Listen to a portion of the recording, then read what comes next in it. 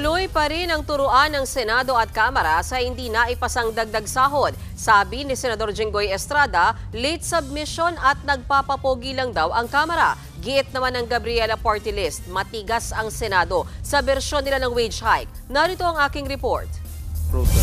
Research din pag may time. Ito ang banat ni Senador Jinggoy Estrada sa tagapagsalita ng Kamara na si Attorney Princess Abante. Sa gitna ito ng bangayan ng Senado at Kamara sa hindi naipasang panukalang dagdag sahod.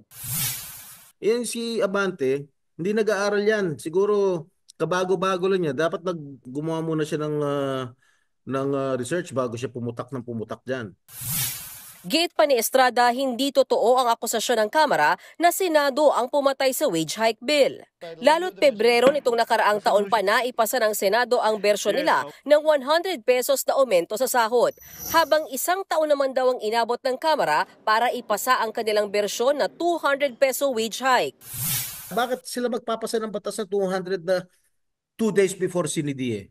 Mga nagpapapogi lang sila, tapos isisisi nila yung Senado? That's not right.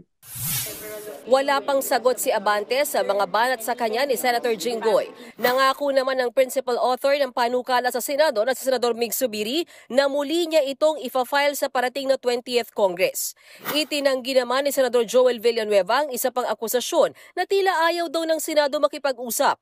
Sabi ni Villanueva, ang tagapagsalita pa nga raw ng Kamara na si Attorney Abante ang hindi kumonsulta sa House Conference. Nagpakita pa nga si Villanueva ng mga larawan kung saan nakausap daw nila ang mga kongresista. Idiniin naman ni Senate President Jesus Escudero na parehong pinadala ng Kamara ang Articles of Impeachment at ang panukalang aumento sa sahod sa Senado kung kailan patapos na ang sesyon. Sabi tuloy ni Escudero, parang kasalanan pa ng mga senador.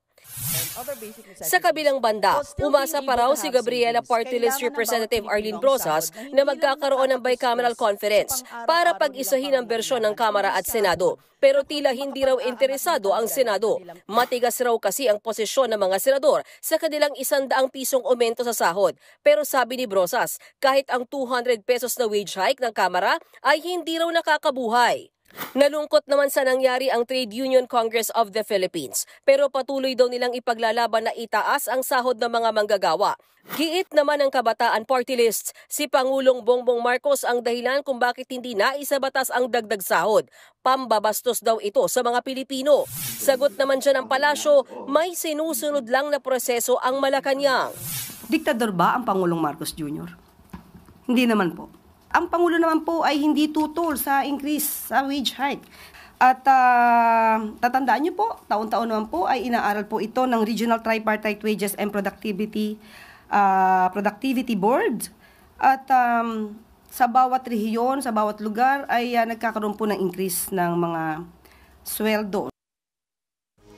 Mga kapatid, may Anlos Baños po. Huwag magpahuli sa mga balita at impormasyong dapat ninyong malaman. Para sa mas malawak na balitaan at diskusyon, mag-follow at mag-subscribe sa social media pages ng News 5.